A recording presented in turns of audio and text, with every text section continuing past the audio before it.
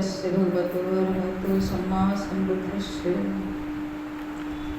इति विशो भगवान् सम्मा सम्बुद्धो विद्याचरण संपन्नो सुगतो लोक वेदनेत्रो पुरुषोत्तम सारथि सत्ता देव मनुष्यानं बुद्धो भगवति स्वाखातो भगवता धम्मो संदिग्धो अकालको एकस्य कोपनयको पचत्तं वेदितव्यो मे मुहिति धम्मं जीवित पर्यन्तं शरणं गच्छामि सुपटिपन्नो भगवतो साधक संघो या पटिपन्नो भगवतो साधक संघो पटिपन्नो भगवतो साधक संघो स्वामी पटिपन्नो भगवतो साधक संघो यदि तंचत्तारि पुरुषो गानि अट्ट पुरुषो खिलाए भगवतो साधक संघो आवने हो पावने हो दक्षिणे हो अंजलि करने हो मित्रं को यके तन लोकसाति संगम जीवित परतन शरणं गच्छामि। सम्राट असुर को नमन करते हुए मंच पर आसीन सम्यक पार्टी के वर्तमान राष्ट्रीय अध्यक्ष राजमुनि सुबैया राव जी, जो तमिलनाडु के रहने वाले हैं और नागपुर में सेटल हैं, और इन्होंने लगभग 17 प्रदेशों में प्रदेश अध्यक्ष बनाए हैं, 22 प्रदेशों में। तत्पश्चात सम्यक पार्टी के संस्थापक माननीय तपेन्द्र प्रसाद जी और इससे पूर्व के राष्ट्रीय अध्यक्ष शिव प्रसाद विश्वकर्मा जी, मंडल अध्यक्ष कानपुर मंडल के भानु प्रताप जी, राष्ट्रीय महासचिव हमारे भाई श्री अशोक जी जो एडिशनल कमिश्नर से रिटायर हुए हैं, और साथ में हमारे जिला डॉक्टर अनिल राठौर और डॉक्टर राम सिंह जी, मीडिया प्रभारी रामवीर जी उपस्थित। हम देख रहे हैं यहाँ हमारे शिक्षा से जुड़े हुए विद्वान लोग ज़्यादा हैं, प्रोफेसर लोग और महिलाएं, सभी को मेरा सादर अभिनंदन है, नमन है। आज सम्राट अशोक जयंती है, तो अशोक के बारे में वैसे समय कम है विस्तार से बताने का, बहुत कुछ मन था, लेकिन बहुत ही थोड़ी कोशिश करूंगी मैं।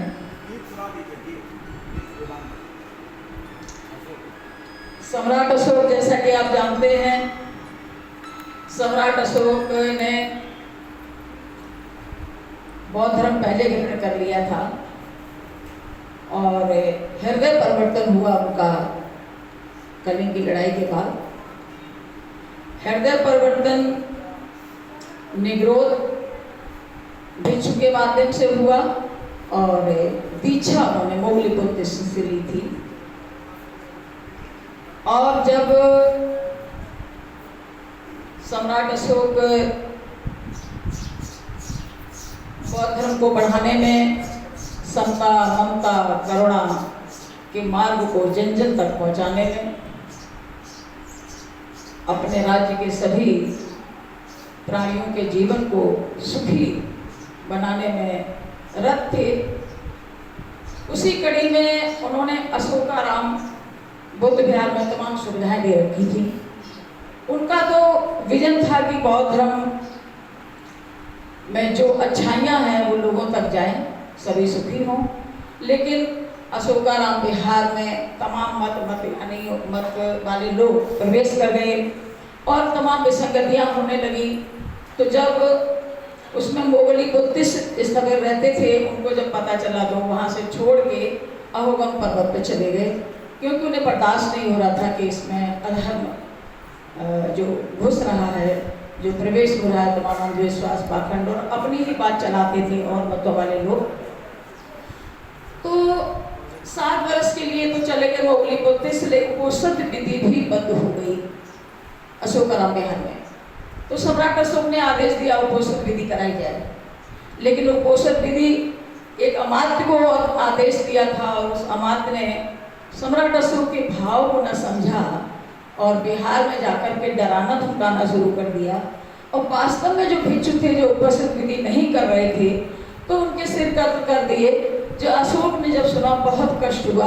अशोक कहने लगे ये उत्तरदायित्व मेरे ऊपर हुआ, ये इतना जघन्य जो अपराध हुआ है मैं इसका दोषी हूँ। बड़ा परेशान थे। तो वहाँ कई भिक्षुओं ने कहा नहीं आपका कैसे हुआ, आपने तो किया नहीं, किया दूसरे ने है। लेकिन उन्होंने कहा नहीं आदेश तो मैंने दिया था उपोषण विधि संपन्न कराई जाए। तो इस तरह से एक भिक्षु ने कहा कि मोगली पुत्र तिस अहुगम पर्वत पर चले गए हैं, वो बुलाइए और वो इसका सही जवाब देंगे कि ये सिर जो कत्ल हुए हैं इनका वास्तविक दोषी कौन है। मोगली पुत्र को बुलाया गया, वो आए और उन्होंने सम्राट अशोक जब वो आए तो सम्राट अशोक ने उनका बहुत आदर सत्कार किया, एक आराम विहार में रखा उनको। उसके बाद उन्होंने अपना प्रश्न किया कि ये इसका वास्तविक दोषी कौन है। मोगली पुत्र ने कहा कि जब कोई व्यक्ति कुत्सित मन से अकुशल मन से कोई कार्य नहीं करता है तो उसे दोष नहीं लगता। तो इस प्रकरण में उन्होंने एक पुस्तक लिखी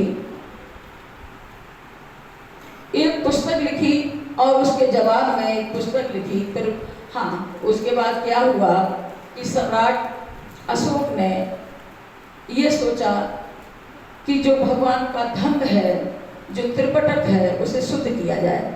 तो उसमें कई स्थिर बच्चों को एकत्र किया, वो 1000 थे और बाकी 60,000 को संघ से बाहर कर दिया। तीसरी संगीति हुई। तो मैं यहाँ से ये बताना चाहूंगी कि तीसरी संगीति के परिणाम स्वरूप ही उन्होंने उसके परिणाम क्या हुआ। पहले तो ईश्वर बच्चों की संगीति हुई, त्रिपटक का संज्ञान हुआ, तीनों पटक शुद्ध किए गए और कथावस्तु प्रकरण जो है उसे एक ग्रंथ के रूप में मान्यता मिली जो मोगली पुत्र तिस ने लिखा था सम्राट अशोक के जवाब में। उसके बाद क्या हुआ, तीसरी संगीति के परिणाम स्वरूप सम्राट अशोक ने निर्णय लिया कि मैं अपने पुत्र और पुत्री को धर्म के प्रचार में भेजूंगी, जैसा उन्होंने किया भी। और उन्होंने अपने प्रचारक मंडल को देश के बाहर चारों तरफ भेजने का निर्णय लिया, जिससे धर्म का प्रचार हुआ। श्रीलंका में जब महेंद्र गए तो महेंद्र वहां श्रीलंका का राजा, उस समय श्रीलंका का नाम ही नहीं था। मैं ये बहुत अच्छे से आपको बताना चाहूंगी कि श्रीलंका शब्द सन 1900 से पहले था ही नहीं कहीं लिखित, था ही नहीं कहीं। कोई भी अगर बताना चाहे मुझे तो बताए कहाँ था श्रीलंका शब्द, बस एक ग्रंथ को छोड़ के, आप सब जानते हैं कहीं श्रीलंका नहीं था। वो पहले ताम्रपर्णी था विजय सिंह के समय में, ईसा पूर्व 700 वर्ष पहले ताम्रपर्णी था और उसके बाद विजय सिंह, क्योंकि सिंह लगा था वह नाम पड़ा सिंगल दीप और भाषा थी सिंघली। तो वहां जाते हैं महेंद्र और उस समय वहां राजा होता है देवानाम प्रिय तिष्य और भारत में जम्बूद्वीप के राजा होते हैं देवानाम प्रिय अशोक, प्रियदर्शी अशोक। बड़ी गहरी दोस्ती थी दोनों में। महेंद्र जब पहुंचते हैं तो वहां पर्वत पे जेठ की पूर्णिमा को पहुंचते हैं। कब पहुंचते हैं? जेठ की पूर्णिमा। और जब देवानाम प्रिय तिष्य को पता चलता है 40,000 सैनिकों के साथ स्वागत में आते हैं और जब उनके पास पहुंचते हैं तो 40,000 सैनिक एक तरफ हो जाते हैं। और नहीं, पहले तो ये कि महेंद्र कहते हैं तिस, तो सम्राट सोचते हैं ऐसा कौन बड़ा आदमी है जो मेरा नाम लेके बुला रहा, मैं यहाँ का राजा हूँ। देवानाम पर तिस सोचते हैं निश्चित रूप से ये कोई बहुत ही संत होगा, महान संत होगा। पास में आए तो पता चला महेंद्र हैं, देवानाम प्रिय अशोक के पुत्र हैं और उनका स्वागत करते हैं, ले जाते हैं और महेंद्र आजीवन धर्म का प्रचार करते हैं। सिंगल द्वीप को धर्म में बना देते हैं जो आज वहां का राजधर्म है, तब से लेके अब तक। वहां कुछ और नहीं, सिर्फ बुद्ध।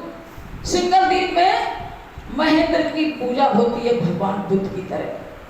हाँ, ये भी बताना चाहूंगी कि संघमित्रा जाती है बोधि वृक्ष लेकर के, अनुराधापुरम में बिहार बनता है और वहां अशोक वाटिका सम्राट अशोक के नाम पे है, न कि किसी और के नाम पे, ये आप समझ लीजिए। तो महेंद्र संघमित्रा क्यों जाती है?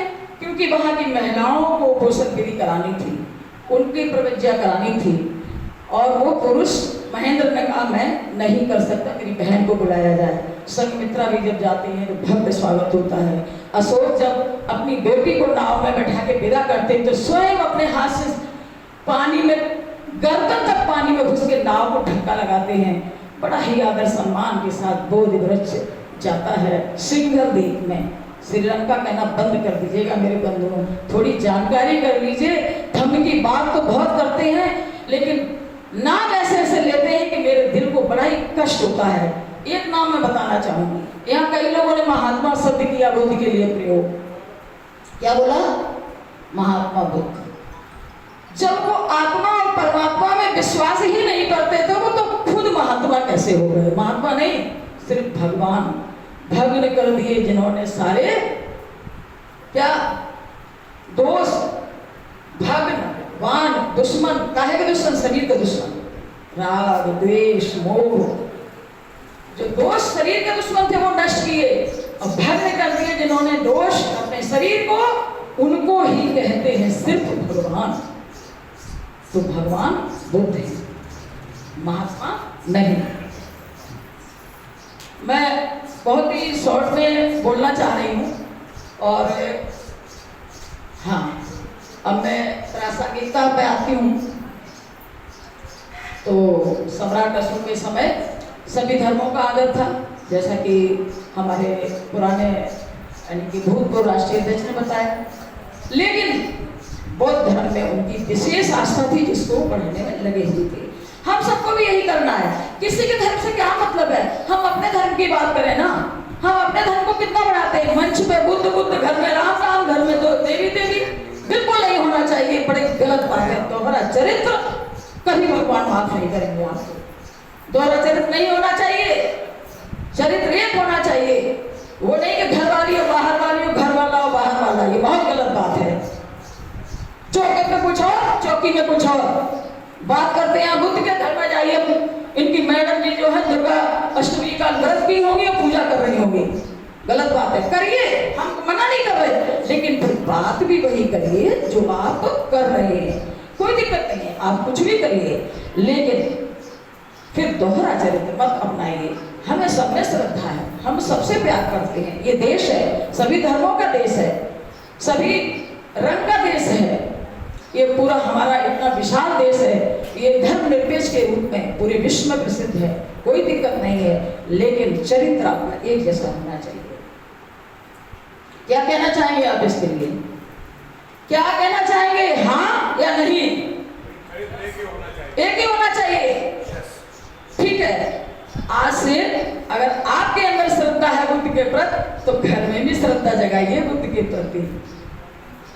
बुद्धं नमामि, धम्मं नमामि, संघं नमामि। ठीक है, तो बढ़िया। नहीं, अभी मैं चुप नहीं होंगी, थोड़ा सा और समझ चाहिए, पर 2 मिनट का। देखिए, समस्याएं अनेक हैं, समाधान चाहिए।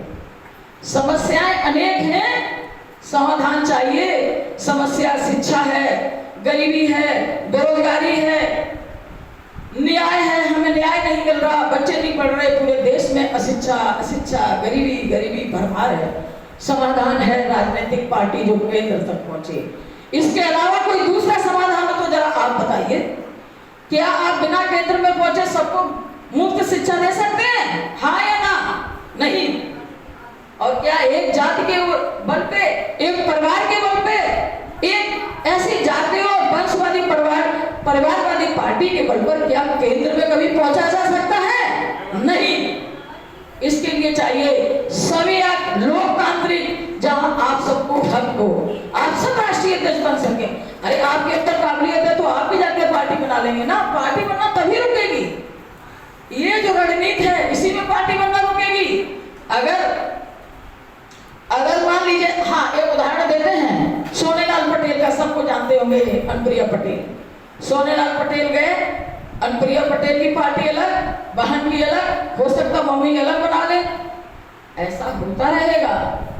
हमारे सपा में भी तो शिवपाल जी ने पार्टी बना ली थी, माननीय शिवपाल जी ने, लेकिन बाद में उन्हें समझ में आया चलो मुलायम सिंह जी ने सुन, लेकिन फिर बन सकती है, फिर बन सकती है। तो ये पार्टियां बंद होंगी तभी बनना जब किसी एक पार्टी में हर काबिलियत वाले व्यक्ति को मौका मिलेगा, और वो भी मौका राष्ट्रीय अध्यक्ष बनने का। इसलिए समय पार्टी इसी लोकतांत्रिक दिशा में काम कर रही है। दूसरे पार्टी जब आएगी सबको मुफ्त शिक्षा दी जाएगी, नौकरियां जो है रिटन परीक्षा के बल पर होनी चाहिए ना, इंटरव्यू क्या जरूरत है?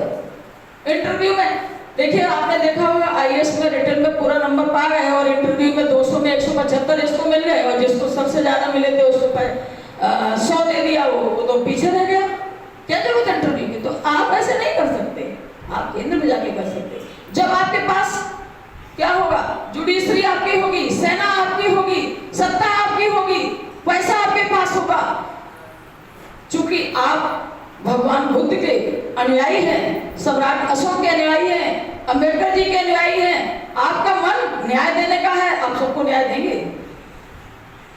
आप सबको न्याय देंगे। तो मेरा तो ये आह्वान है कि मेरी बात समझ लीजिए, वक्त है अपनी पीढ़ी को संभाल लीजिए। आप तो जैसा था कट गया, लेकिन पीढ़ी आगे बहुत कष्ट झेलने वाली है। मैं ये कहना चाहूंगी, ये अशोक की प्रासंगिकता आज के समय में लोकतांत्रिक विजन। इसी के साथ मैं अपनी बात को बंद करती हूँ और बुद्धं नमामि, धम्मं नमामि, संघं नमामि, सभी को नमो बुद्धाय। जय भीम, जय अशोक, जय फूले, जय सावित्री, बहुत नाम है। तो हम आज बुद्धं नमामि, धम्मं नमामि, संघं। इसके बाद